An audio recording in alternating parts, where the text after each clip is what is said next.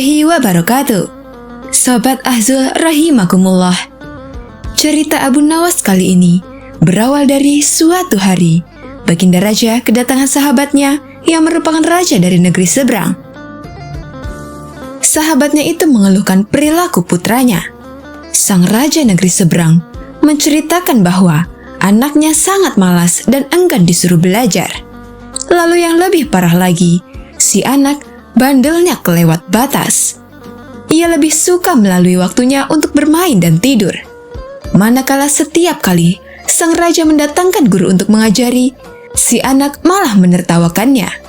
Bahkan seringkali dilecehkan dan diabaikan. Hal ini membuat guru-guru yang mengajar memilih berhenti.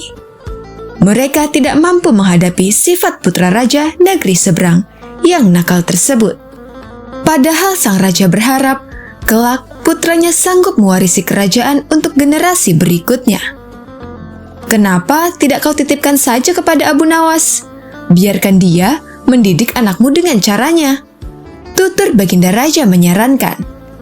Abu Nawas? Siapa itu Abu Nawas? Tanya sang raja negeri seberang. Dia itu ulama sufi yang terkenal cerdik dan pandai di kota Baghdad. Jawab Baginda Raja. Baiklah, akan aku coba. Minggu depan, aku ajak putraku kemari. Balas Raja negeri seberang. Beberapa minggu kemudian, dengan diantar Baginda Raja, Raja negeri seberang tersebut membawa putranya ke rumah Abu Nawas. Melihat kedatangan tamu seorang raja, tentu saja membuat Abu Nawas sangat terkejut. Ampun Paduka yang mulia, ada gerangan apa tiba-tiba Paduka datang kemari? Tanya Abu Nawas. Baginda Raja lalu mengungkapkan maksud kedatangannya. Ia hendak menitipkan putra sahabatnya kepada Abu Nawas untuk diajari ilmu agama dan kedisiplinan. Wahai Abu Nawas, ajarkan anakku ilmu agama dan didiklah dia supaya disiplin. Minta sahabat Baginda Raja. Saya bersedia, tapi saya akan mendidiknya dengan cara saya. Dan Paduka tidak boleh sakit hati. Balas Abu Nawas. Baik Abu Nawas, semuanya aku serahkan kepadamu. Ujar sahabat Baginda Raja. Singkat cerita, pulanglah Baginda Raja dan sahabatnya. Baru saja ditinggal orang tuanya, si anak membuat ulah di rumah Abu Nawas. Ia dengan beraninya membentak Abu Nawas saat minta diambilkan air minum. Awalnya, Abu Nawas menanggapinya dengan senyuman. Ia selalu menuruti kemauan si anak tersebut. Hingga pada suatu hari, tiba-tiba Abu Nawas memukul si anak cukup keras, padahal tidak melakukan kesalahan apapun. Sejak saat itulah, si anak menjadi takut kepada Abu Nawas. Sifatnya yang bandel dan suka malas-malasan mendadak berubah menjadi penurut serta rajin. Beberapa tahun kemudian, orang tuanya datang untuk menjemput sang putra mahkota. Si anak ini menjadi pribadi yang sopan. Dia juga cerdas dan cepat menguasai berbagai ilmu agama yang diajarkan Abu Nawas. Melihat perubahan pada diri anaknya, sang raja negeri seberang menjadi senang dan bahagia. Seiring berjalannya waktu, si anak yang sudah menginjak dewasa dinobatkan sebagai raja untuk menggantikan posisi ayahnya. Berkat kecerdasan dan kedisiplinannya, dia menjadi raja yang gagah dan berwibawa. Suatu hari, dia teringat dengan Abu Nawas, sosok guru yang telah mendidiknya. Ia pun berencana untuk menemuinya dengan didampingi pasukan kerajaan. Pemuda yang kini sudah menjadi raja itu pun berangkat menuju ke rumah Abu Nawas. Setibanya di sana, dia langsung disambut hangat dan dipersilahkan masuk oleh Abu Nawas. Setelah cukup lama berbincang-bincang, ia lalu bertanya kepada Abu Nawas. Guru, aku mau bertanya, masih ingatkah suatu hari guru memukulku? Padahal aku tidak bersalah waktu itu. Atas dasar apa guru melakukannya? Sekian tahun lamanya, ternyata sang murid masih menyimpan pertanyaan tentang kenangan pahit dari sang guru. Mendengar pertanyaan tersebut, Abu Nawas menjawabnya dengan tersenyum. Aku sudah lama menunggu datangnya hari ini ketika kamu bertanya tentang pukulan itu. Sekarang kamu tahu bahwa pukulan kezoliman itu membuatmu tidak bisa melupakannya begitu saja. Ia terus mengganggumu setiap waktu. Maka, ini adalah pelajaran untukmu di hari ketika kamu menjadi pemimpin seperti sekarang. Jangan pernah sekalipun menzolimi masyarakatmu, karena mereka tidak pernah bisa tidur dan tidak pernah bisa lupa pahitnya kezoliman. Terang Abu Nawas. Setelah mendapat penjelasan dari Abu Nawas, sang raja yang baru itu merasa puas. Ia mendapat wejangan yang sangat berharga.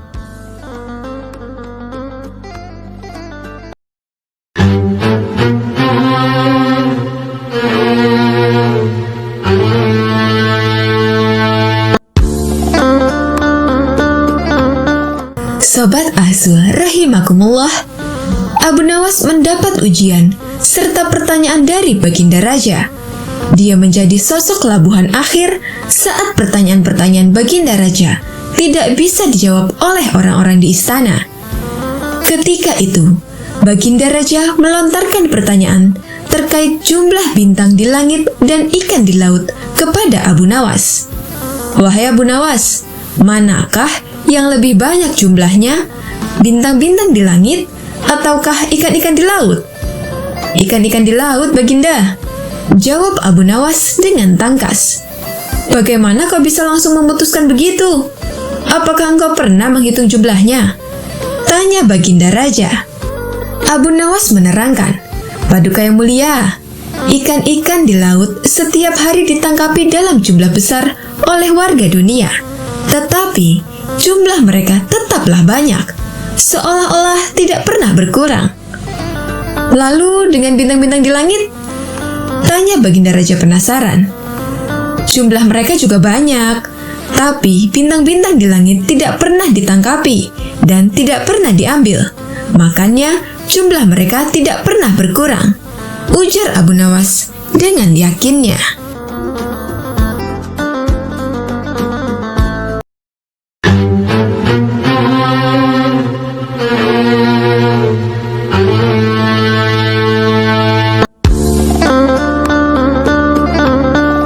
Sobat Ahzul rahimakumullah. Kisah berawal saat Abu Nawas mendapat tantangan dari rekan-rekannya untuk melakukan perbuatan yang tidak disukai Baginda Raja.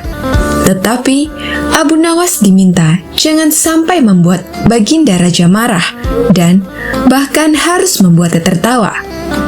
Jika berhasil, maka ia akan mendapat 1000 dirham. Ya sudah, besok kita bertemu Raja, dan aku akan melakukan hal yang dipandang tabu, ucap Abu Nawas yang mendapat ide. Keesokan harinya, Abu Nawas datang ke istana. Ia memakai kancing baju yang kancingnya itu disusun berdasarkan ukuran kecil ke besar, dan di atas sorbannya juga ada kancing yang besar. Baginda Raja bertanya, Abu Nawas, kamu sedang melucu apa hari ini? Pakai kancing yang ukurannya aneh, kecil, kemudian besar, kemudian paling besar. Ya Baginda, bahkan saya masih punya ukuran yang lebih besar lagi, jawab Abu Nawas. Di mana? Tanya Baginda Raja. Abu Nawas lalu berbalik, kemudian dia menungging ke hadapan Baginda Raja. Pantatnya digoyang-goyangkan. Ternyata kancing paling besar ditaruh di balik celananya. Kemudian Baginda Raja tertawa terpingkal-pingkal. Begitu juga teman yang menantangnya ikut tertawa terpingkal-pingkal. Abu Nawas pun mendapat hadiah 1000 dirham karena melakukan suatu hal yang kalau orang biasa melakukan itu pasti akan marah. Tetapi Baginda Raja malah tertawa dengan itu.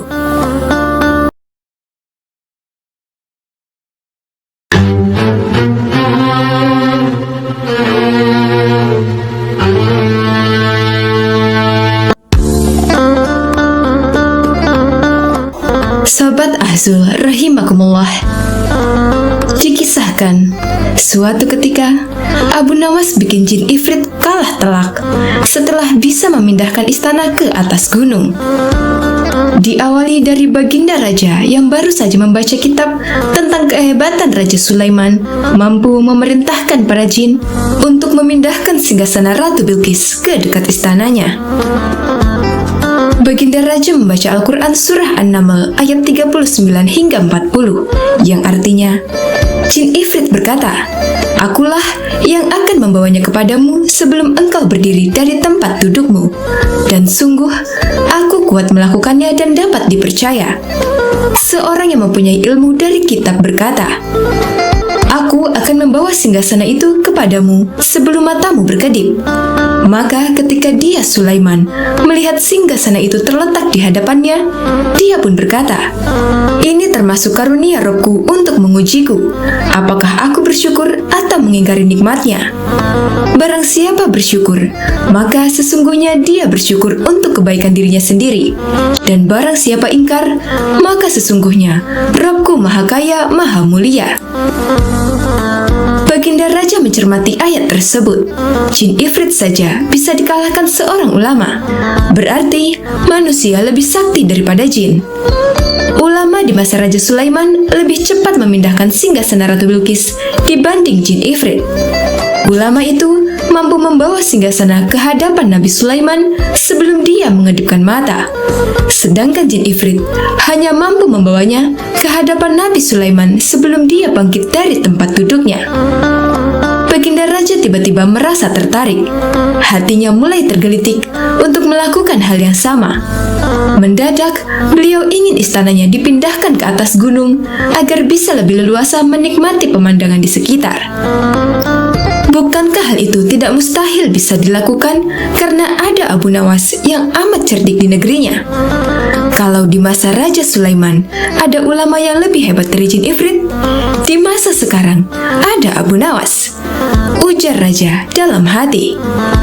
Raja pun segera memanggil Abu Nawas.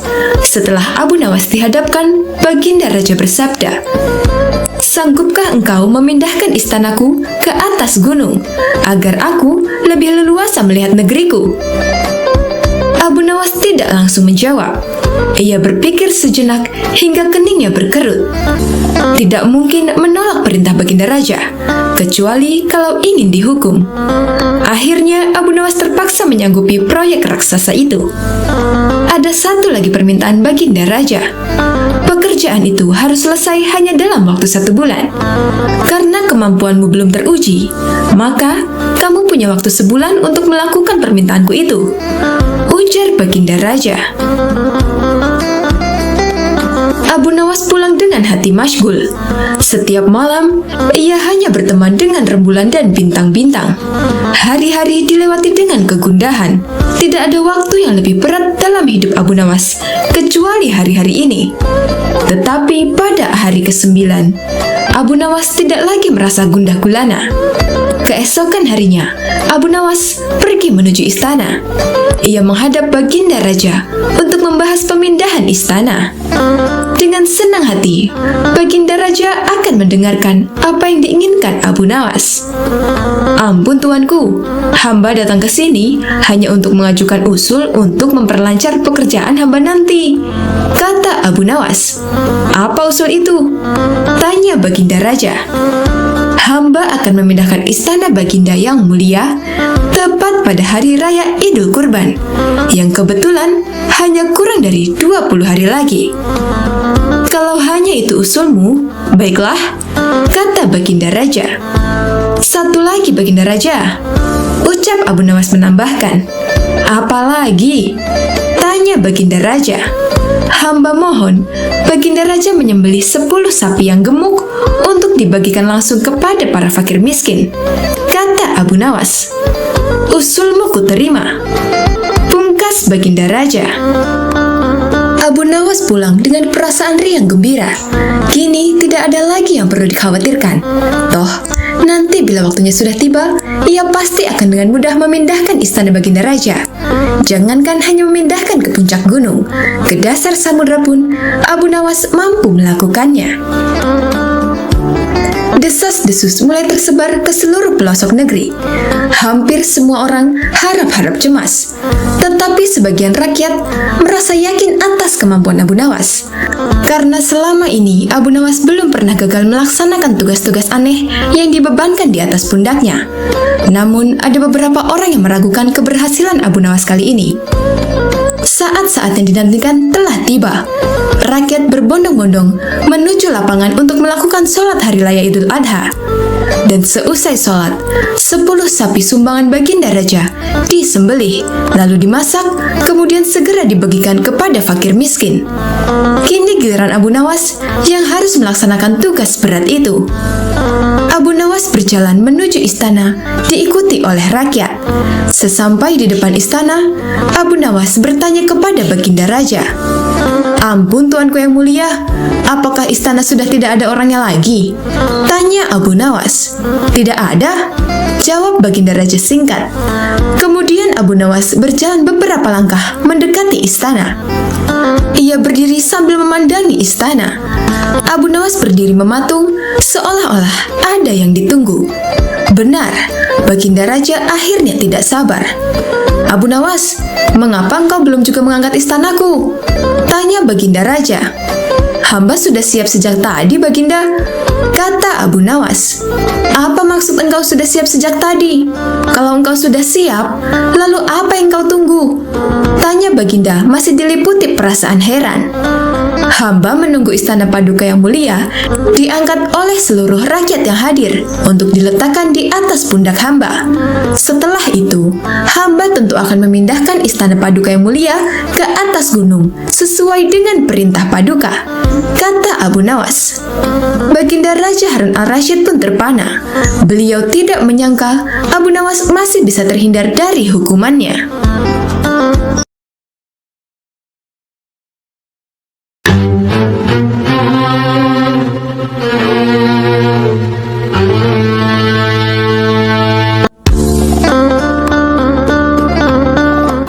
Sobat Azul rahimakumullah, cerita lucu Abu Nawas ini bermula ketika suatu hari dalam perjalanan, Baginda Raja merasa perutnya sedang sakit dan sudah tidak bisa lagi diajak kompromi. Saat itu juga, ia meminta para pengawal mendampinginya ke sungai demi menuntaskan hajatnya. Kebetulan sungai mengalir ke arah selatan. Sudah menjadi kebiasaan di kalangan masyarakat, jika Baginda Raja sedang buang hajat di sungai, maka rakyat dilarang keras buang hajat di sebelah utaranya raja, sebab dikhawatirkan kotoran tersebut akan mengalir ke arah selatan dan mengenai Baginda Raja. Bagi yang melanggar, maka akan mendapat hukuman berat. Namun, kali ini peraturan tersebut tidak diindahkan oleh Abu Nawas. Dia dengan santainya ikut buang hajat di sebelah utara, agak jauh dari Baginda Raja. Sang Baginda Raja sedang asyik buang hajat, tiba-tiba ada suatu benda yang menyenggol bokongnya. Tanpa berpikir panjang, benda tersebut langsung dipegang dan dilihat oleh Baginda Raja. Ternyata benda itu adalah kotoran manusia. Raja langsung menyuruh para pengawal menyusuri sungai di sebelah utara dan mencari tahu siapa orang yang buang hajat. Benar saja, terlihat sosok Abu Nawas sedang buang hajat dengan santainya. Saat itu juga, para pengawal langsung menangkap dan membawanya ke hadapan Baginda Raja untuk dihukum. Ketika di depan Baginda Raja, Abu Nawas protes kenapa ditangkap dan dihukum. Raja pun menjelaskan bahwa perbuatan Abu Nawas telah melecehkan privasinya dan menginjak-injak harga dirinya sebagai seorang raja. "Kamu memang keterlaluan, Abu Nawas. Berani-beraninya kau buang hajat di sebelah utaraku, sehingga kotoranmu mengenai bokongku. Kau harus menerima hukuman," bentak Raja. "Maaf, tunggu sebentar Paduka yang mulia," kata Abu Nawas. "Kali ini tidak ada lagi ampun bagimu, Abu Nawas," ucap Baginda Raja. "Tunggulah sebentar, tolong beri hamba kesempatan untuk menjelaskannya.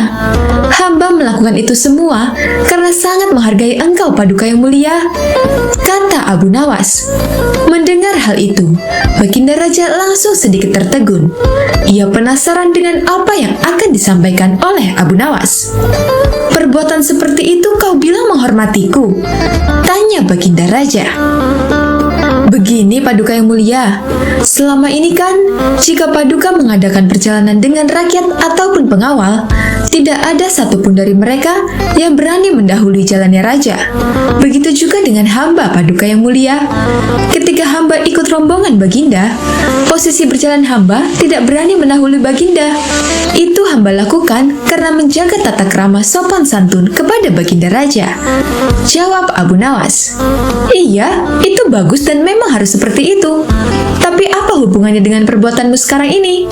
tanya Raja lagi. "Begini Paduka yang mulia, hamba ingin menghormati Paduka tidak setengah-setengah. Ketika buang hajat, hamba memilih di sebelah utara Baginda, dan hal ini hamba lakukan karena khawatir jika di sebelah selatan Baginda sedang buang hajat. Maka nanti kotoran hamba tidak sopan kepada kotoran Baginda karena sudah berani berjalan mendahului kotoran Baginda. Itu semua hamba lakukan karena rasa hormat kepada kotoran Baginda," ngeles Abu Nawas. Mendengar penjelasan Abu Nawas, Raja malah tertawa terbahak-bahak. Ia tidak jadi marah dan menghukum Abu Nawas, tapi malah memberinya hadiah karena alasannya masuk akal dan telah menghibur Baginda Raja.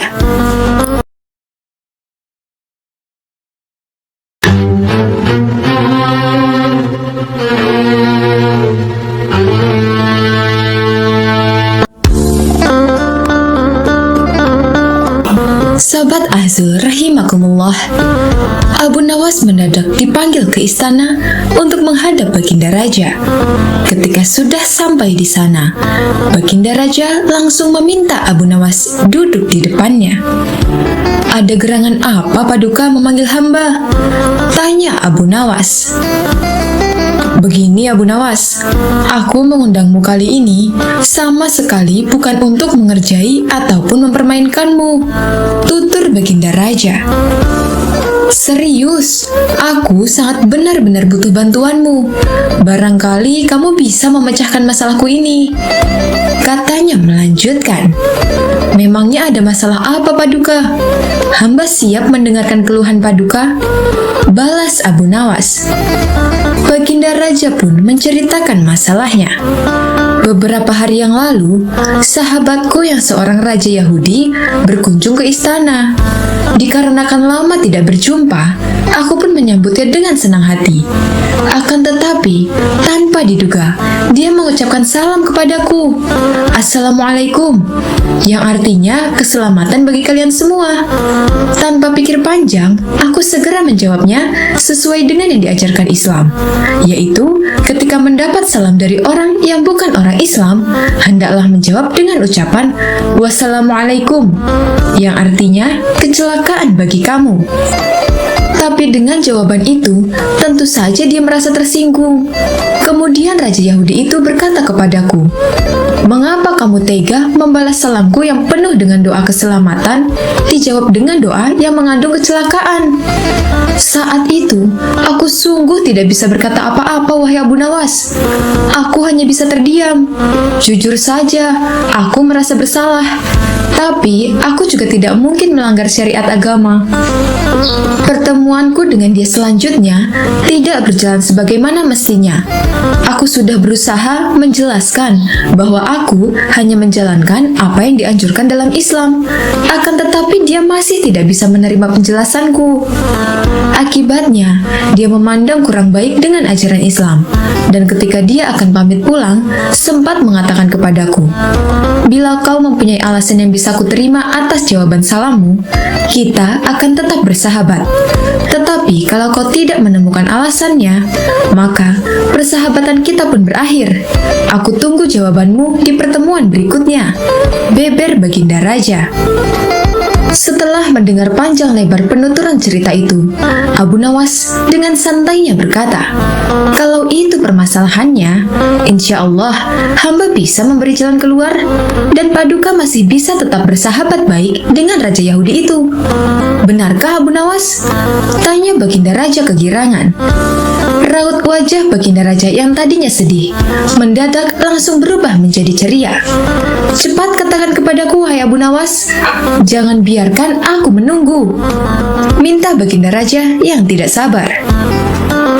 Abu Nawas lalu menjelaskan, "Nanti, kalau Paduka bertemu lagi dengan Raja Yahudi itu, katakan saja kepadanya, hanya di dalam agama Islamlah yang tidak menyekutukan Tuhan, karena Islam tidak berkeyakinan Tuhan itu punya anak. Sedangkan agama Yahudi menganggap Uzair adalah anak Tuhan. Begitu juga dengan Nasrani yang menganggap Isa adalah anak Tuhan. Wajar bila orang Islam membalas salam kepada orang yang bukan Islam dengan kalimat wassalamualaikum, yang artinya celakalah bagi kalian.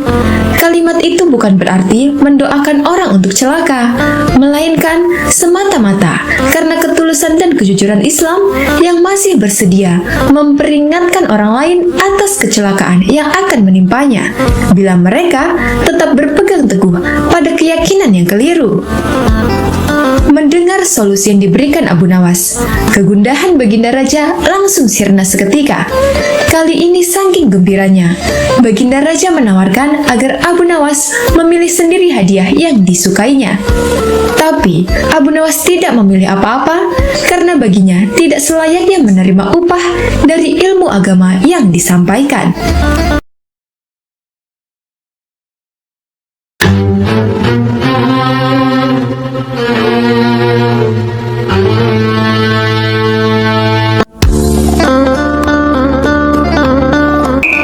Sobat Azul rahimakumullah, Abu Nawas mempunyai istri yang sangat galak dan cerewet. Tapi sikap itu bukan tanpa alasan. Sebab Abu Nawas sering pulang malam sampai membuatnya cemas. Suatu hari, Abu Nawas keluar rumah hingga tengah malam. Sang istri pun gelisah dan emosi dengan kelakuan suaminya itu. Berjam-jam dia menunggu Abu Nawas pulang, tapi tak kunjung datang. Saking kesalnya, istri Abu Nawas pun punya rencana kejam. Dia berencana memarahi suaminya itu dan memukulnya lewat jendela. Waktu pun sudah menunjukkan larut malam. Begitu gelap, namun Abu Nawas tetap saja tak kunjung pulang. Tiba saja, istrinya mendengar suara seperti orang yang hendak masuk dari jendela rumah yang terbuat dari kayu. Mendengar suara itu, istri Abu Nawas pun langsung siap siaga untuk melancarkan aksinya. Ia siap-siap memegang balok untuk memberi pelajaran kepada suaminya itu. Ia berpikir bahwa Abu Nawas sengaja masuk rumah melalui jendela karena takut kesemprot oleh istrinya. Kemudian masuklah seseorang melalui jendela yang ukurannya relatif kecil itu. Pencahayaannya yang tidak terlalu terang, seketika istri Abu Nawas memukulnya berkali-kali hingga orang itu terkapar lemas, tak berdaya akibat pukulannya yang sangat keras. "Ampun, ampun," kata orang yang diduga Abu Nawas itu. Melihat itu, istri Abu Nawas merasa puas karena misinya ini telah berhasil. Sehingga orang yang dipukulinya itu lemas tak berdaya. Dengan nada yang keras, ia meminta orang itu untuk bangun. "Ayo cepat bangun. Lain kali jangan diulangi lagi dengan pulang larut malam," kata istri Abu Nawas. Namun anehnya, orang itu juga tak kunjung bangun. Istri Abu Nawas pun penasaran dan memeriksanya. Betapa terkejutnya ia. Ternyata orang yang dipukulinya itu bukanlah suaminya, tapi maling yang mencoba ingin masuk ke dalam rumahnya. Istri Abu Nawas pun berteriak. Lalu warga sekitar beramai-ramai mendatangi rumah Abu Nawas, kemudian meringkus maling itu. Wah, hebat sekali. Pencuri ini sampai terbaring tak berdaya di lantai. Mungkin butuh waktu berminggu-minggu agar bisa pulih kembali, kata salah satu warga. Maaf Pak, saya tidak bermaksud menyakitinya, apalagi sampai separah itu. Hanya kekeliruan saja Pak, ucap istri Abu Nawas. Keliru bagaimana? Tanya warga. Waktu itu, ia masuk melalui jendela dapur, dan saya kira suami saya yang baru pulang berpesta dengan teman-temannya. Makanya langsung saya gebuk, tanya istri Abu Nawas. Kemudian tak lama, Abu Nawas pun datang dan melihat ceritanya itu. Ia merasa bersyukur sambil tersenyum kecil karena bukan dirinya yang dipukuli oleh istrinya. Untung saja bukan saya yang dihajar. Makanya jangan main pukul. Beginilah akibatnya, tandas Abu Nawas.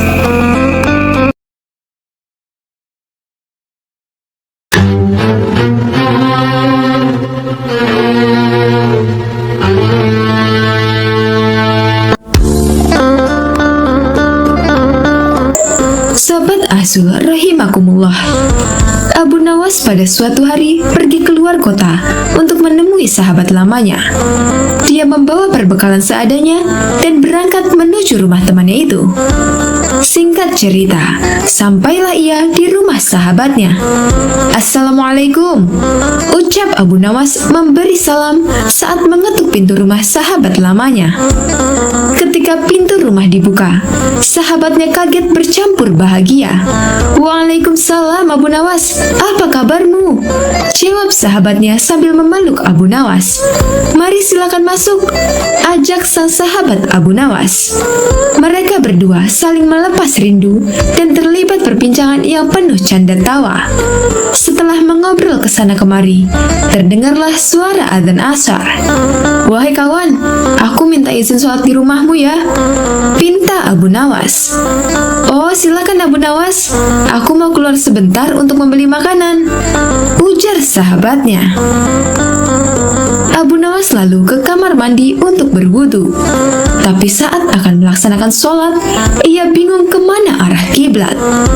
Ingin bertanya, tapi sahabatnya sedang keluar beli makanan. Abu Nawas pun coba menunggu sahabatnya pulang.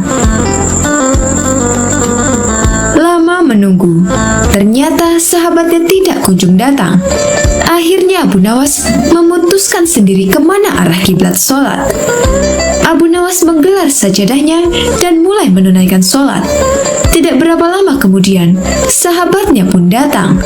Dia tertawa melihat Abu Nawas sholat menghadap kiblat yang salah. Setelah Abu Nawas selesai menunaikan sholat, sahabatnya memberitahu, "Hai Abu Nawas, arah kiblatnya bukan ke situ." "Apakah arah sholatku salah?" tanya Abu Nawas. "Tidak, hanya saja arah sajadahmu yang salah," jawab sahabatnya. "Kalau begitu, tegur saja sajadahku, jangan aku," balas Abu Nawas. Keduanya pun tertawa bersama-sama. "Ya sudah, mari kita sholat berjamaah. Habis itu kita baru makan-makan," ujar Abu Nawas kepada sahabatnya.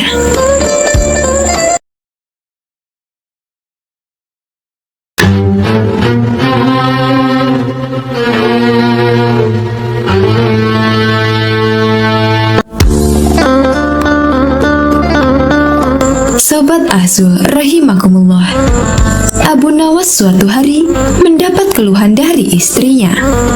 Ini terkait kondisi keuangan keluarga mereka yang sangat terpuruk. Sang istri meminta Abu Nawas mencari nafkah tambahan agar bisa memenuhi kebutuhan sehari-hari. Abu Nawas sebenarnya beberapa kali dihadiahi beberapa keping emas oleh baginda raja, tapi selalu dibagi-bagikan kepada mereka yang membutuhkan, maka kondisinya pun tetap kekurangan. "Hai suamiku, kapan kau belikan aku gaun yang indah? Hidupmu hanya kau habiskan untuk berdoa saja," ujar istri Abu Nawas. "Semua ini kulakukan untuk mendapat ridho Allah Subhanahu wa Ta'ala, istriku," ucap Abu Nawas. "Kalau begitu, coba kau minta upah kepada Allah saja," kata istri Abu Nawas. Abu Nawas pun langsung pergi ke pekarangan dan berdoa, "Ya Allah, berilah hamba upah 100 keping perak," teriaknya berulang-ulang. Hal ini didengar tetangganya yang sedang beristirahat di depan rumahnya. Tetangga tersebut melempari kepala Abu Nawas dengan kepingan uang perak hingga 100 keping. Uang 100 keping perak itu dikumpulkan dan diberikan kepada istrinya. Namun tetangga Abu Nawas tidak terima uangnya diambil begitu saja. Didatanginya rumah Abu Nawas dan meminta uangnya dikembalikan. Namun Abu Nawas tidak bersedia mengembalikannya. Ia merasa itu adalah upah yang diberikan Allah Subhanahu wa Ta'ala atas doa dan ibadahnya selama ini. Akhirnya mereka sepakat menyelesaikan masalah ini di pengadilan. Di dalam sidang, hakim mengajukan pertanyaan, "Apa pembelaanmu, Abu Nawas?" "Tetangga hamba ini sudah gila, Tuan Hakim. Dia pikir semua harta di dunia ini adalah miliknya. Jika dituruti, maka jubah hamba, kuda hamba, dan semuanya akan diakuinya," tutur Abu Nawas. "Tapi itu memang milikku," sahut tetangga Abu Nawas. Akhirnya, hakim memutuskan si tetangga telah mengganggu kekhusyuan ibadah Abu Nawas karena melemparinya dengan uang perak. Sebagai hukumannya, uang-uang itu menjadi milik Abu Nawas.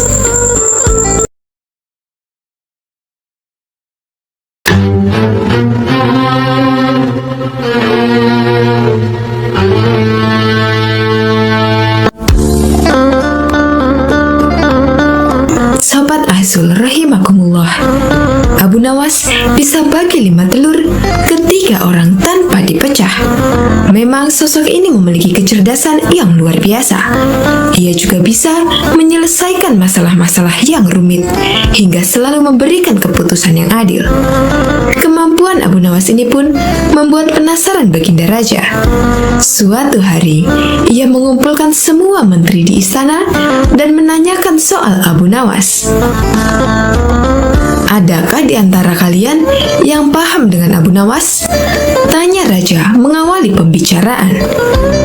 Mendengar pertanyaan Baginda Raja, seketika itu pula seluruh menteri yang hadir berdiri sambil menundukkan kepala pertanda bahwa mereka juga mendengar nama Abu Nawas. "Apakah kalian tahu di mana Abu Nawas tinggal?"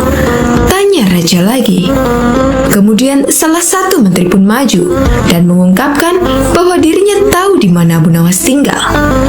"Hamba tahu tempat tinggal Abu Nawas, wahai Paduka yang mulia," kata menteri tersebut.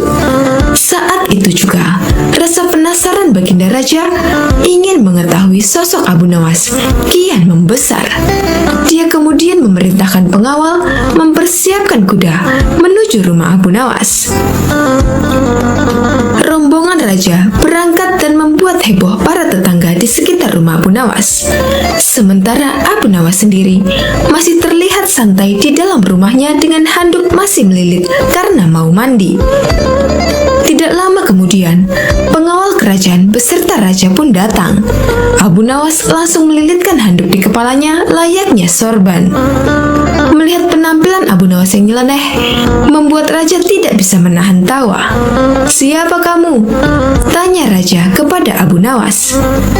Kemudian salah satu pengawal kerajaan berbisik kepada Baginda Raja bahwa orang itulah yang bernama Abu Nawas.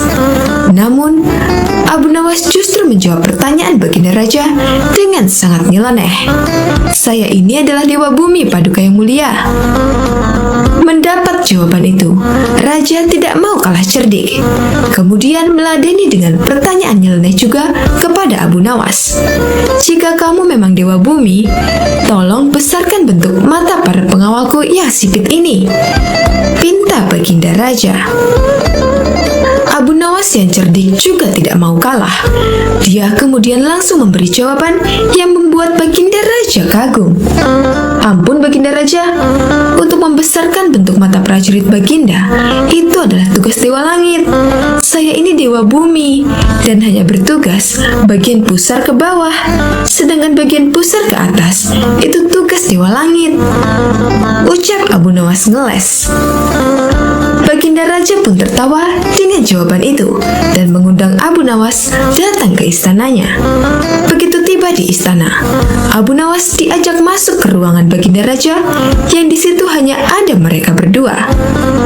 Tidak lama kemudian, datang istri Baginda Raja atau Permaisuri membawa 5 butir telur. Saat itu juga terlintas di pikiran Baginda Raja untuk memberikan pertanyaan sulit kepada Abu Nawas. Hai Abu Nawas, tolong bagi 5 butir telur ini kepada 3 orang secara adil tanpa dipecah, tantang Baginda Raja. Tentu saja permintaan itu membuat Abu Nawas harus berpikir keras. Namun, karena dia sangat cerdas, perintah itu pun langsung dijalankan Abu Nawas. 1 telur untuk Baginda, karena Baginda Raja sudah memiliki 2 telur. Kemudian 1 telur untuk hamba, karena hamba juga sudah punya 2 telur. Terakhir, untuk Permaisuri 3 telur, karena beliau sama sekali tidak punya telur. Sejenak Baginda Raja terdiam. Ia masih bingung dengan maksud Abu Nawas. Tidak lama kemudian, Baginda Raja menyadari maksud ucapan Abu Nawas. Dia pun langsung tertawa terbahak-bahak bersama sang Permaisuri. Kau memang cerdas Abu Nawas. Ini ada hadiah untukmu karena telah berhasil membuat kami terhibur, ujar Baginda Raja. Sejak saat itu, Abu Nawas selalu diundang Baginda Raja untuk menemaninya, sekaligus memberikan pertanyaan sulit kepada Abu Nawas.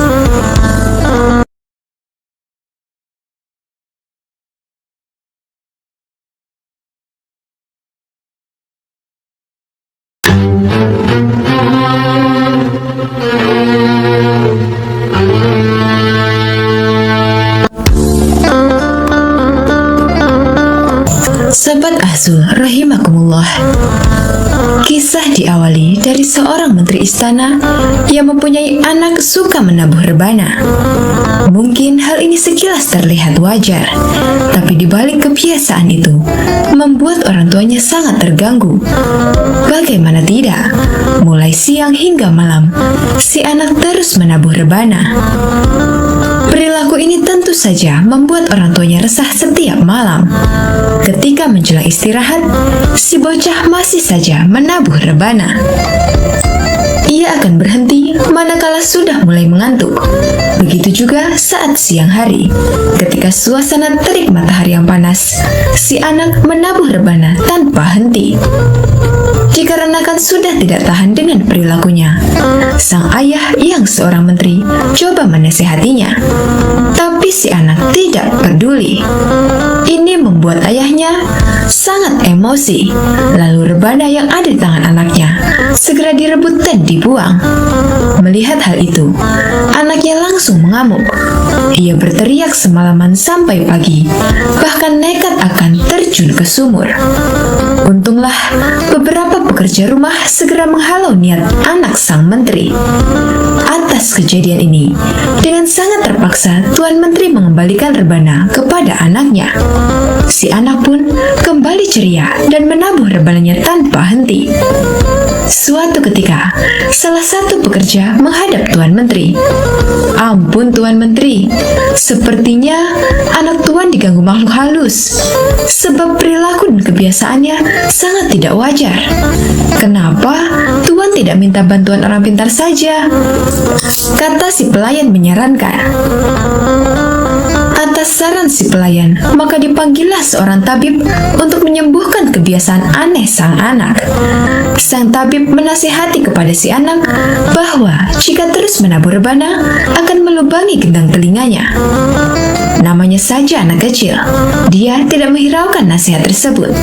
Dikarenakan usahanya tidak membuahkan hasil, esok harinya dipanggillah tabib kedua. Tapi tabib kedua mengatakan bahwa menabuh menabuh rebana adalah kegiatan suci dan harus dilakukan hanya pada acara-acara khusus. Usaha ini juga menemui kegagalan. Maka dipanggillah tabib ketiga. Hamba perhatikan, anak tuan memang susah dikendalikan. Lebih baik kalian mengalah saja sebagai orang tua, kata tabib ketiga. Mengalah bagaimana maksudnya? Tanya Tuan Menteri. Biarkan anak tuan menabuh rebana sesuka hati, agar tuan sekeluarga tidak terganggu.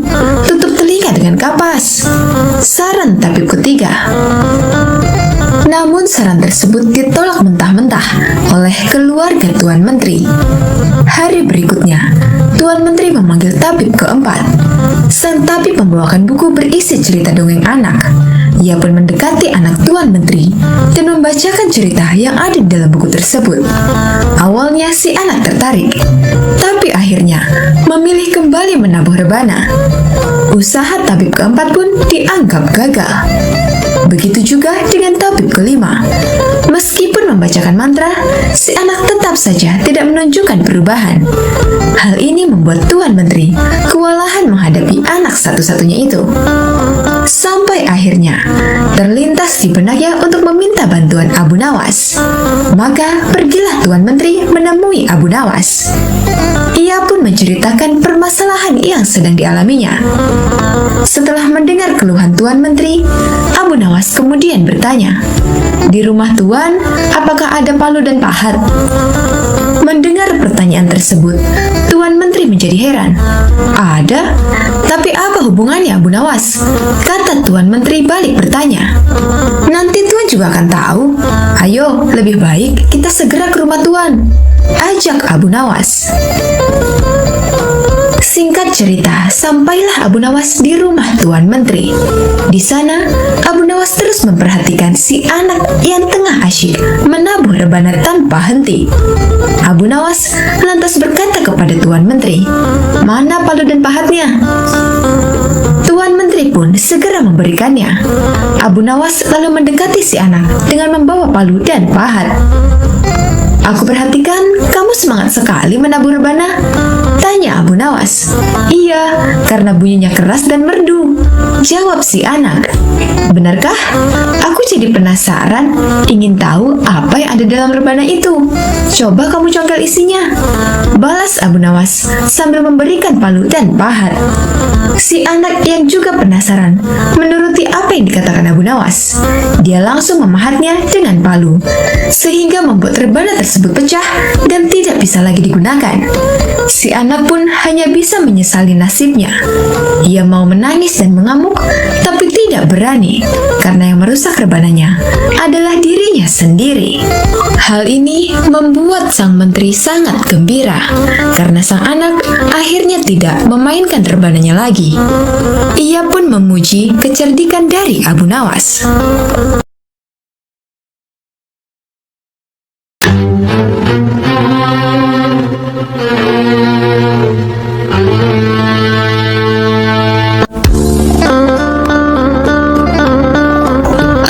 Diperintah oleh Baginda Raja untuk menjahit lumpang batu yang pecah. Tampaknya Raja masih saja mencari cara untuk mengalahkan sosok humoris dan cerdas tersebut.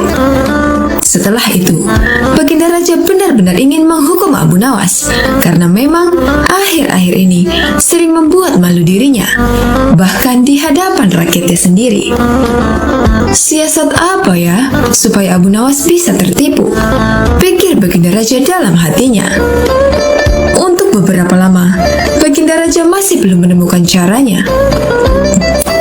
Akhirnya, ia terpaksa meminta bantuan dari menteri-menterinya. Tapi dari sekian banyak usulan para menterinya, tidak ada satupun yang menurut Baginda Raja berbobot. "Tipuan yang kalian usulkan sangat mudah dipecahkan. Jangankan Abu Nawas, aku sendiri bisa dengan mudah menebaknya," ujar Baginda Raja merasa tidak puas. Tiba-tiba, penasihat kerajaan berkata, "Ampun Paduka yang mulia, bukankah Paduka mempunyai batu lumpang yang sudah retak? Suruh saja Abu Nawas menjahitnya." Mendengar hal itu, Baginda Raja langsung kegirangan. "Usulanmu bagus. Aku setuju dengan idemu. Cepat panggil Abu Nawas kemari," kata Baginda Raja. Singkat cerita, datanglah Abu Nawas menghadap Baginda Raja. Ampun beribu ampun Paduka yang mulia, ada gerangan apa Paduka memanggil hamba? Tanya Abu Nawas. Aku ada tugas baru untukmu, ujar Baginda Raja. Tugas apakah itu wahai Paduka yang mulia? Tanya Abu Nawas lagi. Aku punya lumpang yang terbuat dari batu, tapi sayangnya retak dan terbelah menjadi dua. Aku ingin kau menjahit lumpang itu agar menyatu lagi, tutur Baginda Raja.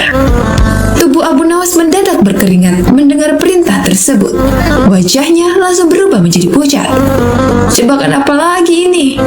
Mana ada batu bisa dijahit? Gerutu Abu Nawas dalam hatinya. Abu Nawas, kenapa kamu malah bengong? Aku kasih waktu sehari. Kalau kau tidak bisa, maka akan mendapat hukuman, gertak Baginda Raja.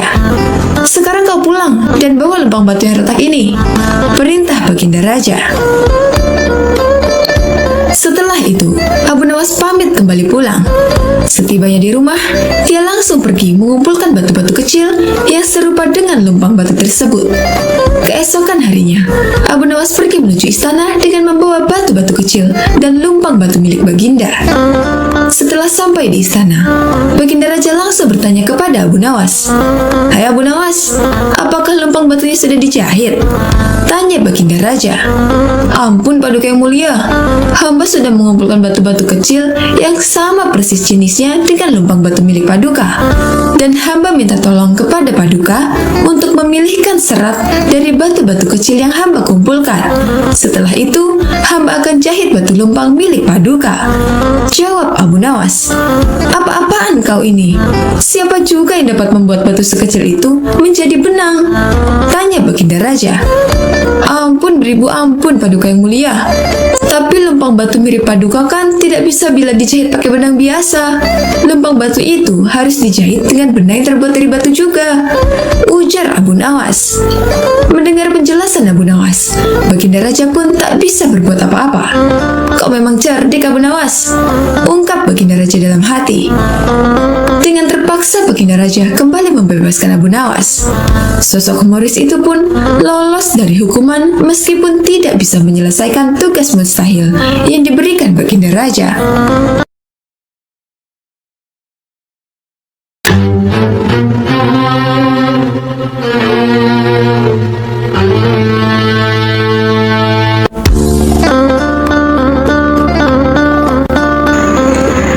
Abu Nawas mendengar bahwa di negeri seberang ada sebuah kerajaan yang aman, adil, makmur, dan sentosa karena dipimpin raja yang bijaksana.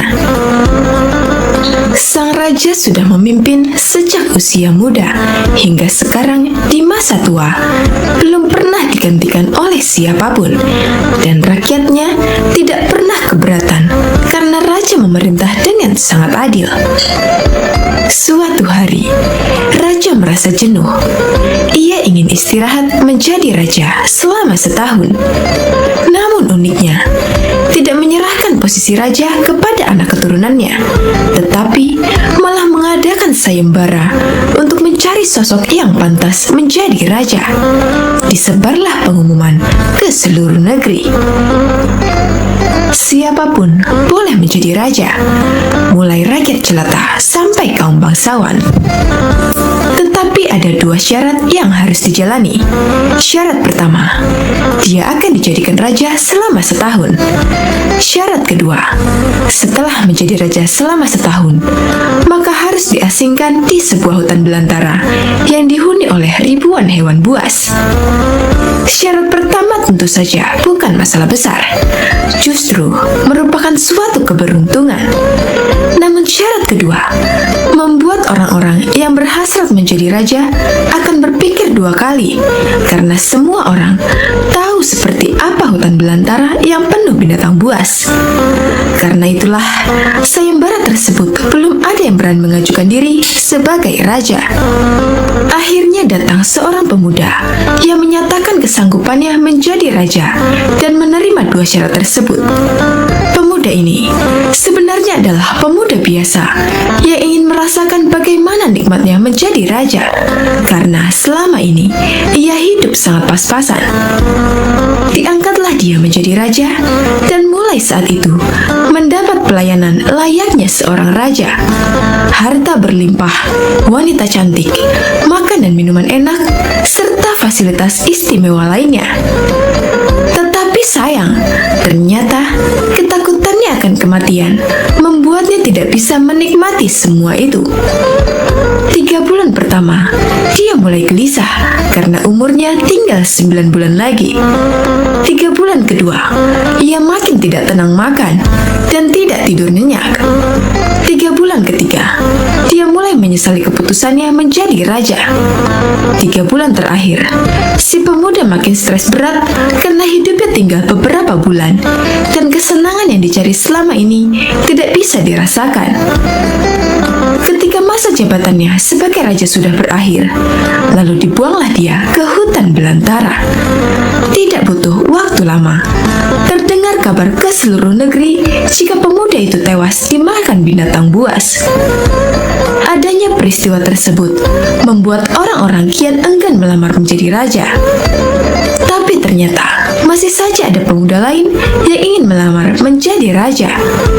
Diangkatlah pemuda kedua ini menjadi raja. 3 bulan pertama menjadi raja, ia puas-puaskan berpesta karena sadar hidupnya tidak akan lama lagi. 3 bulan kedua dan berikutnya, hari-harinya ia habiskan dengan foya-foya dan pesta pora. Bulan berganti bulan, pestanya makin gila-gilaan. Ia sudah tidak peduli lagi pada apapun. Dia hanya ingin bersenang-senang sebelum mati setelah jabatannya sebagai raja berakhir. Lalu dibuanglah dia ke hutan belantara. Tak berapa lama, terdengar kabar bahwa si pemuda kedua tewas diterkam singa. Tubuhnya dicabik-cabik dan jadi rebutan para singa. Peristiwa ini membuat banyak orang melupakan mimpi menjadi raja. Mereka masih penasaran apakah masih ada orang yang cukup bodoh untuk melamar menjadi raja. Suatu hari, Abu Nawas mampir ke negeri tersebut dengan tujuan menemui sahabat lamanya yang kebetulan merupakan penduduk di sana. Sesampainya di negeri itu, dengan penuh kehangatan, Abu Nawas disambut temannya.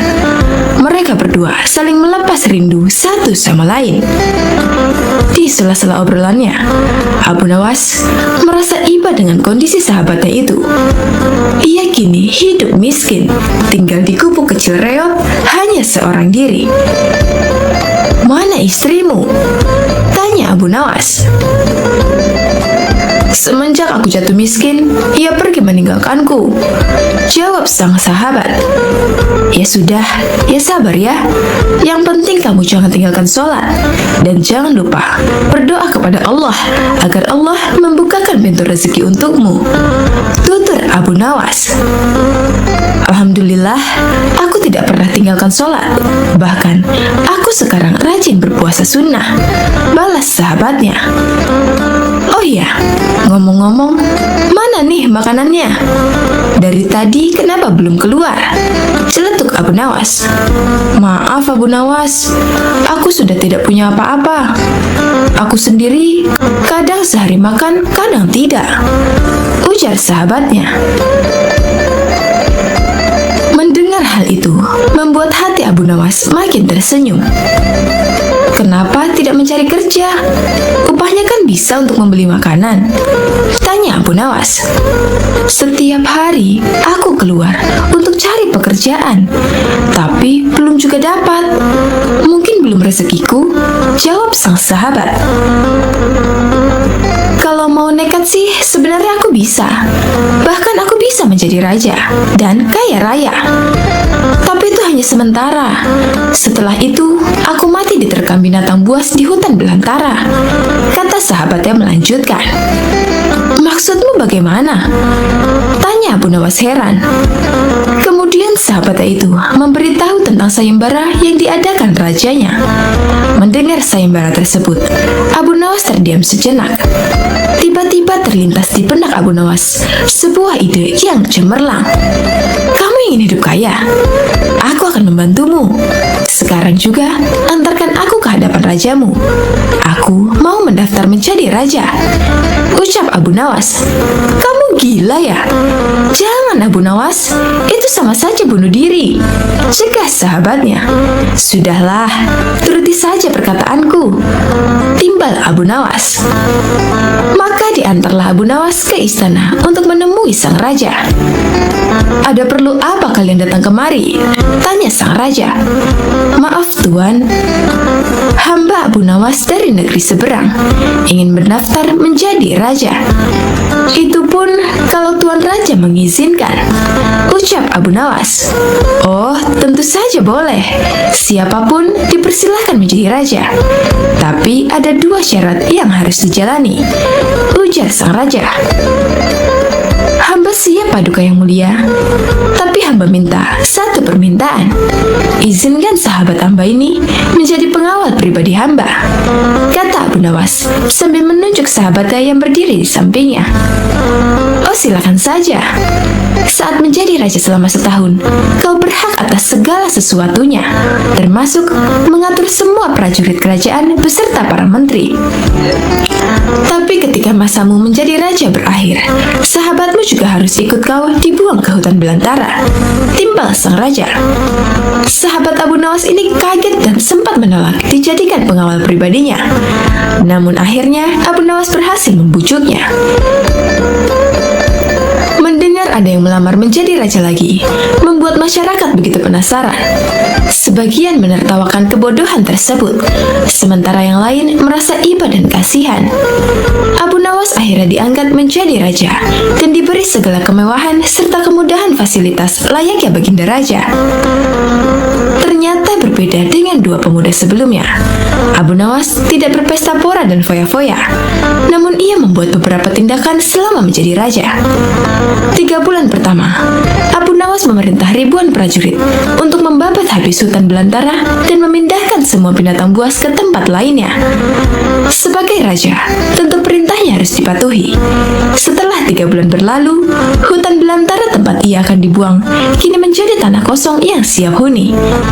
3 bulan kedua, Abu Nawas memerintahkan para arsitek membuat istana megah untuk dirinya, tentunya dengan uang kerajaan yang dikuasai. Abu Nawas bisa membangun apa saja, termasuk membangun istana di tanah yang dulunya adalah hutan belantara. Dalam jangka waktu 3 bulan, berdirilah istana megah dan kokoh. 3 bulan ketiga, Abu Nawas memerintahkan para prajurit membawakan harta dan perabotan dikirim ke istana yang baru saja dibangun. 3 bulan terakhir, Abu Nawas menawarkan kepada masyarakat siapa saja yang mau pindah di wilayah istananya akan dibuatkan rumah dan diberi modal uang untuk berdagang. Kesempatan tersebut tidak disia-siakan oleh warga. Ratusan orang mendaftarkan diri untuk pindah ke sekitaran istana Abu Nawas. Selama 3 bulan terakhir, tempat yang tadinya hutan belantara kini berubah menjadi pemukiman penduduk. Bahkan, di sana Abu Nawas mempunyai istana dengan dipenuhi harta kekayaan. Akhirnya habislah masa jabatan Abu Nawas sebagai raja.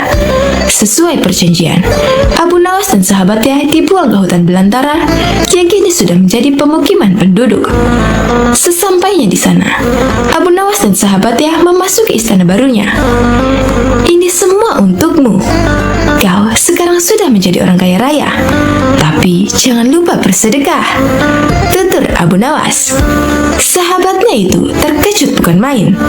Ia langsung merangkul Abu Nawas dan mengucapkan terima kasih.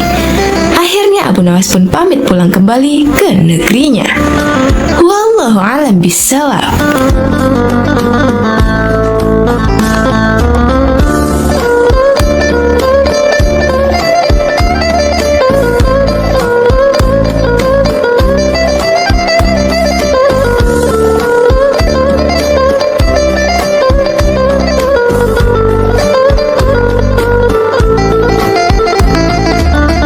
Sobat Ahsul, rahimakumullah.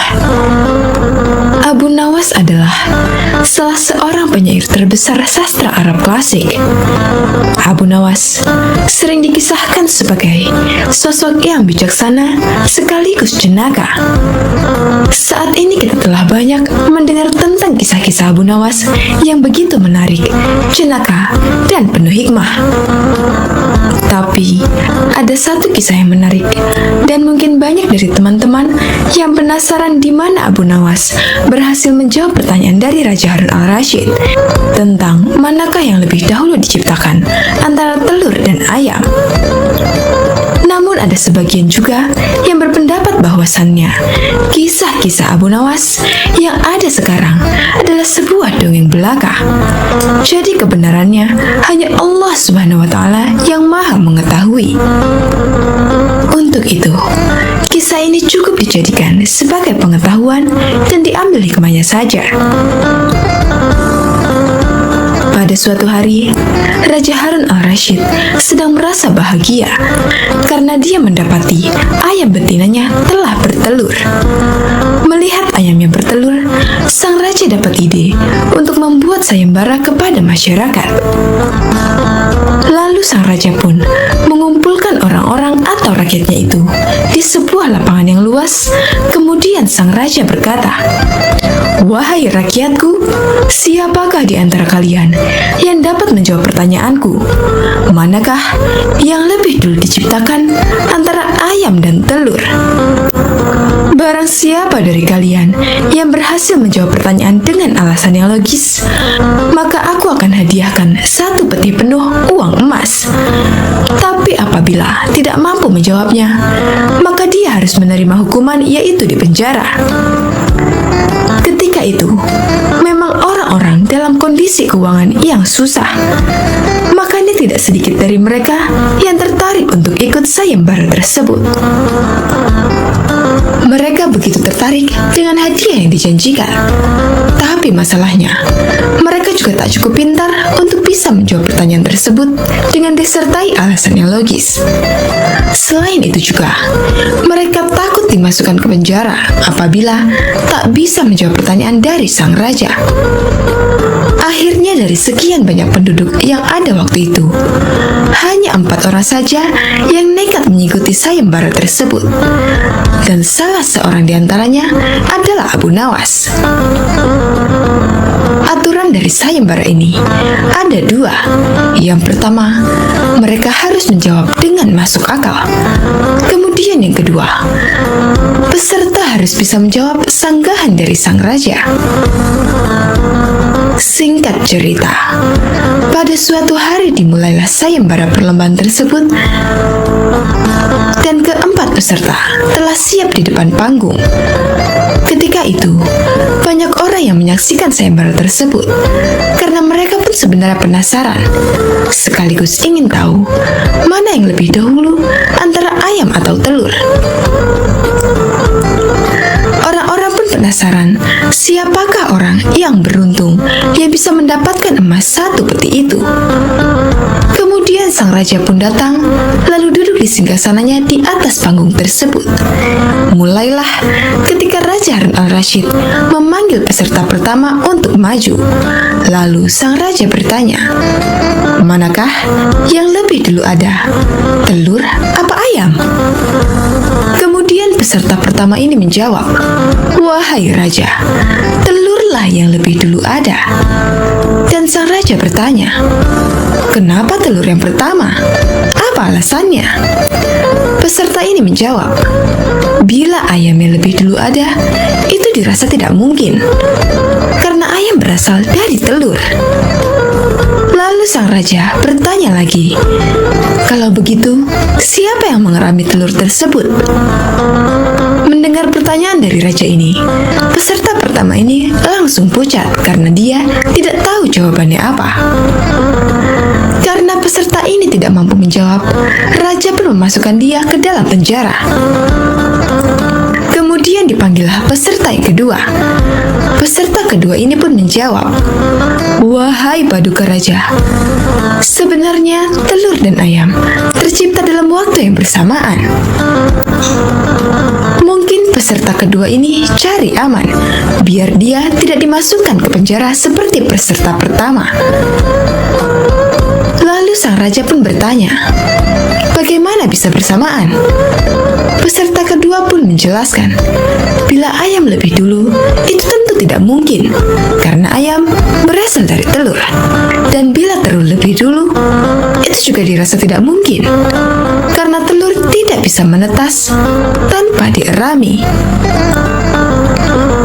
Raja pun mengangguk-angguk, kemudian bertanya lagi, bukankah ayam betina bisa bertelur tanpa ayam jantan? Peserta kedua ini pun langsung kebingungan dan tak bisa menjawab sanggahan dari raja. Maka peserta kedua ini dijebloskan ke penjara.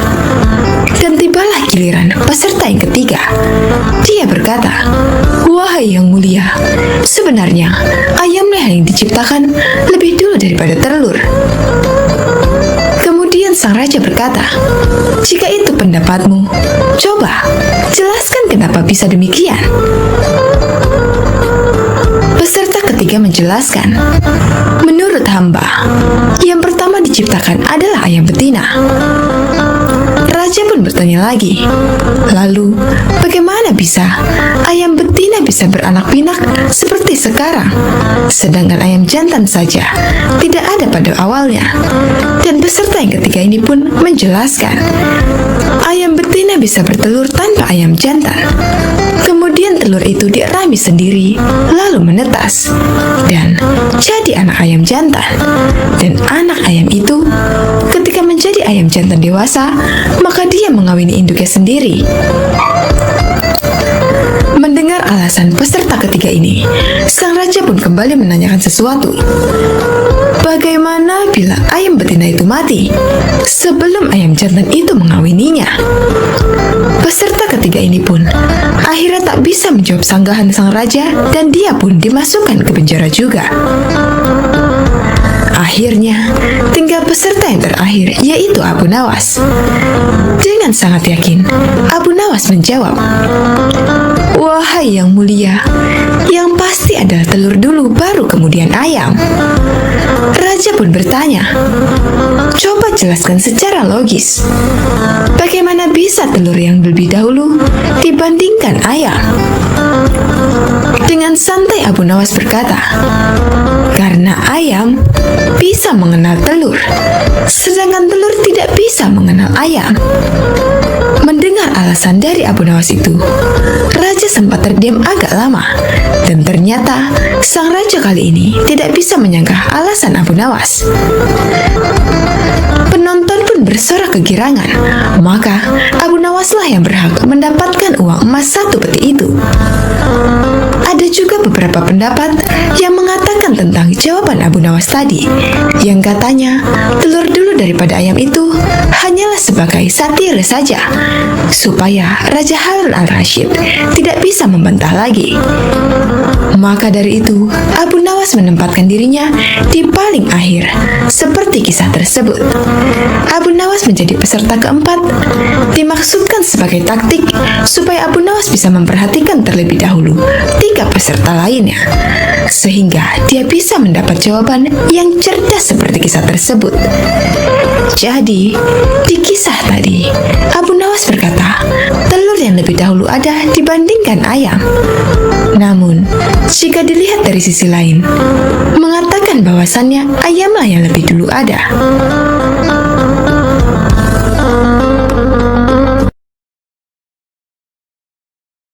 Sobat Azul, rahimakumullah.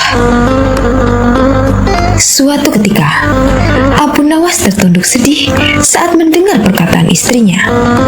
Tadi pagi, atas perintah langsung dari raja, beberapa pengawal kerajaan membongkar dan menggali rumahnya dengan paksa. Istrinya memberitahukan Abu Nawas bahwa perintah untuk menggali rumahnya itu disebabkan karena raja bermimpi di bawah rumah Abu Nawas terdapat emas dan permata yang tak ternilai harganya. Tetapi setelah digali, ternyata emas dan permata itu tidak ditemukan. Yang membuat Abu Nawas kesal dan bersedih adalah raja tidak meminta maaf kepada Abu Nawas. Bahkan tidak ada ganti rugi atas kerusakan yang telah dibuat orang-orang kerajaan. Lama Abu Nawas berpikir, tapi belum juga ia menemukan cara untuk membalas perbuatan raja. Makanan yang dihidangkan oleh istrinya tidak dimakan karena nafsu makannya telah hilang. Malam pun tiba, tetapi Abu Nawas tetap tidak beranjak dari tempatnya semula. Keesokan harinya, Abu Nawas melihat lalat-lalat mulai menyerbu makanan Abu Nawas yang sudah basi. Tiba-tiba, ia tersenyum gembira.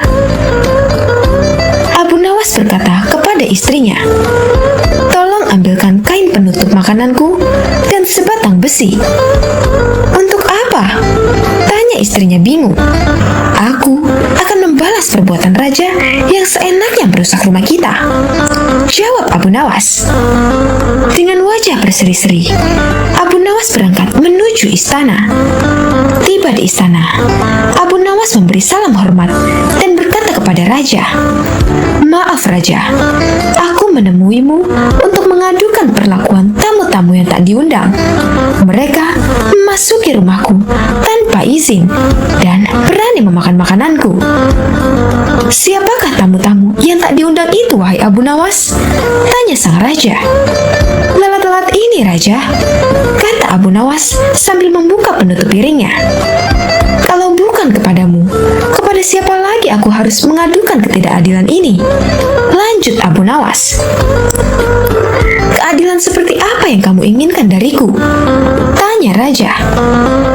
"Aku hanya ingin mendapatkan izin tertulis dari raja untuk bisa menghukum lalat-lalat ini," jawab Abu Nawas. Meskipun terdengar aneh, tetapi raja tidak bisa menolak permintaan Abu Nawas karena saat itu para menteri sedang berkumpul di istana.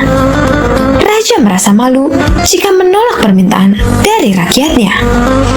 Dengan terpaksa, raja akhirnya membuat surat izin yang isinya memperbolehkan Abu Nawas untuk memukul lalat-lalat itu dimanapun mereka hinggap. Tanpa menunda-nunda lagi, Abu Nawas segera mengusir lalat-lalat dari piringnya. Lalat-lalat itu terbang dan hinggap di sana di sini. Dengan tongkat besi yang sudah sejak tadi dibawanya dari rumah, Abu Nawas mulai mengejar dan memukul lalat-lalat itu. Seekor lalat hinggap di kaca. Abu Nawas pun memukul kaca itu hingga pecah. Begitupun dengan lalat-lalat lain yang menempel di vas bunga dan patung hias. Abu Nawas memukul tongkat besinya ke segala arah, sehingga sebagian perabotan istana pun menjadi hancur. Bahkan Abu Nawas nekat memukul lalat yang kebetulan hinggap di guci sang raja. Raja pun tidak bisa berbuat apa-apa, kecuali menyadari kesalahannya karena telah merusak rumah Abu Nawas dan keluarganya. Setelah merasa puas, Abu Nawas pun pamit pulang. Kini, barang-barang kesayangan raja telah hancur lebur. Bukan itu saja, raja juga merasa malu. Ia sadar betapa kelirunya berbuat semena-mena kepada Abu Nawas. Abu Nawas yang selalu lucu dan sering menghibur banyak orang itu ternyata bisa sangat marah kepada orang yang mengganggunya. Sementara itu, Abu Nawas pulang dengan perasaan lega. Ia sudah tidak sabar ingin bercerita kepada istrinya di rumah tentang apa yang baru saja ia lakukan di istana.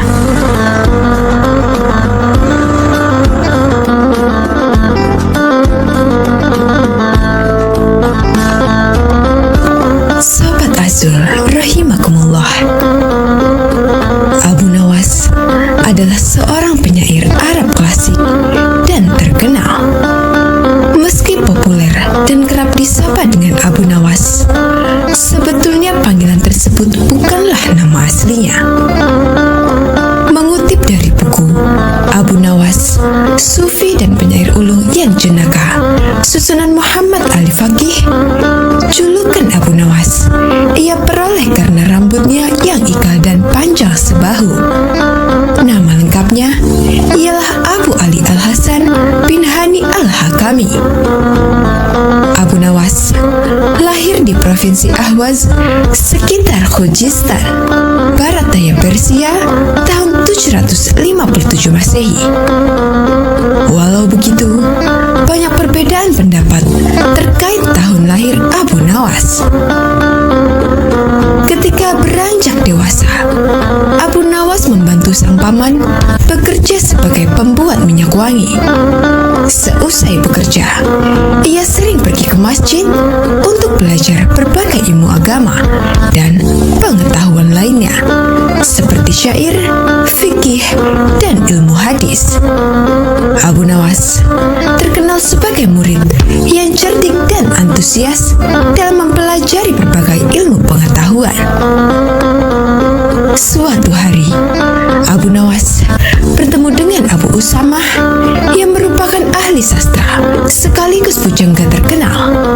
Ia sangat terkesima dengan kemampuan Abu Nawas membuat syair, hingga diajarkan berbagai ilmu mengenai syair.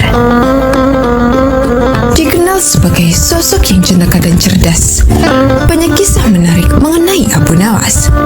Salah satunya ketika ia bersikeras mencari neraka.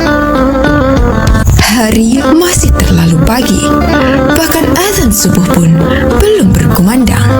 Tetapi Abu Nawas sudah terlihat sibuk mencari sesuatu di halaman rumahnya. Ada di mana sebenarnya? Gumam Abu Nawas sambil membawa lampu dan menggoyang-goyangkannya. Jika di sekitar rumah tidak ada, aku harus mencarinya kemana lagi? Lanjut Abu Nawas. Tak lama kemudian, terdengar azan subuh. Abu Nawas pun segera bergegas pergi ke masjid. Di sepanjang jalan, ia pun masih sempat memeriksa tempat-tempat yang tertutup. Hai Abu Nawas, kau sedang apa? Apakah kau kehilangan sesuatu? Tanya seseorang yang melihat gerak-gerik Abu Nawas yang sedang mencari-cari sesuatu. Namun, Abu Nawas tidak menjawab pertanyaan itu. Pikirannya terlalu sibuk sendiri. Selesai sholat subuh, Abu Nawas masih saja sibuk mencari. Kali ini ia mencari di sekitar masjid. Ia membuka semua kotak dan tong yang ada di sana.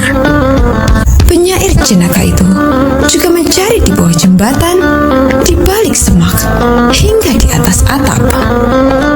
Orang-orang merasa heran sekali dengan tingkah laku Abu Nawas. Sebenarnya, benda apa yang hilang sehingga ia bertingkah seperti itu? Bisik seseorang kepada yang lain. Siang harinya, Abu Nawas masih terlihat sibuk mencari kesana kemari. Meskipun matahari bersinar terik, Abu Nawas masih tetap membawa lampu minyak miliknya. Kali ini ia mencari ke sekitar rumah-rumah warga. Lagi-lagi, aksinya ini membuat para tetangganya merasa keheranan. Hai Abu Nawas, apakah kau butuh bantuan? Tanya salah satu tetangga yang memperhatikan Abu Nawas sedari tadi. Namun Abu Nawas menolak tawaran tersebut. 2 hari berikutnya, Abu Nawas masih saja sibuk mencari sesuatu itu kemana-mana sambil membawa lampu minyak miliknya, baik malam ataupun siang hari. Hingga hari keempat, orang-orang sudah tidak sabar lagi dan sangat penasaran dengan apa yang sebenarnya dicari oleh Abu Nawas. Sehingga di antara mereka ada yang mendesak Abu Nawas sambil bertanya, "Hei, siang hari begini, buat apa membawa lampu minyak? Jadi sebenarnya apa yang kau cari?" "Aku sedang mencari neraka," jawab Abu Nawas. Sontak semua orang yang ada sekitar Abu Nawas dan mendengar jawabannya tertawa terbahak-bahak. Dasar orang gila. Ternyata Abu Nawas sudah gila, kata mereka.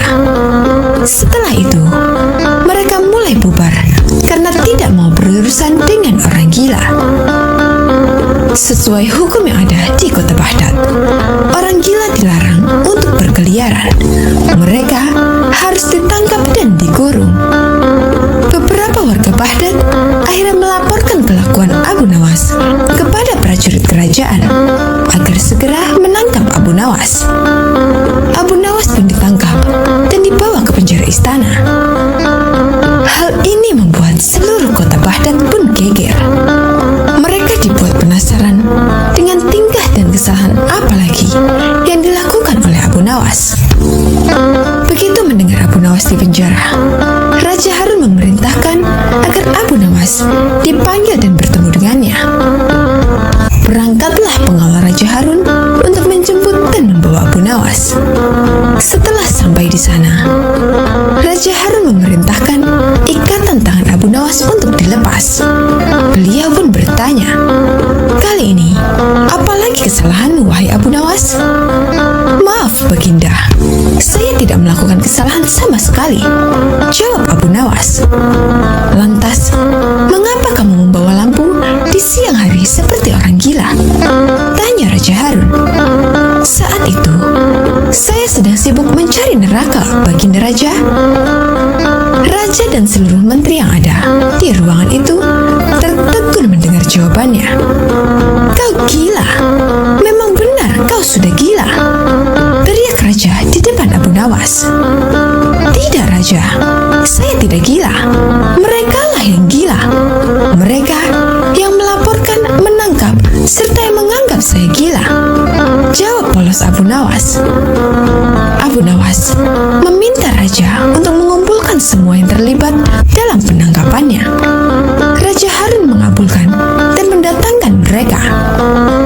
Setelah semua sudah berkumpul dengan jumlah yang cukup banyak, Abu Nawas bertanya dengan lantang, "Wahai kalian yang mengaku waras, apakah menurut kalian orang yang berbeda pandangan adalah orang yang berdosa dan sesat?"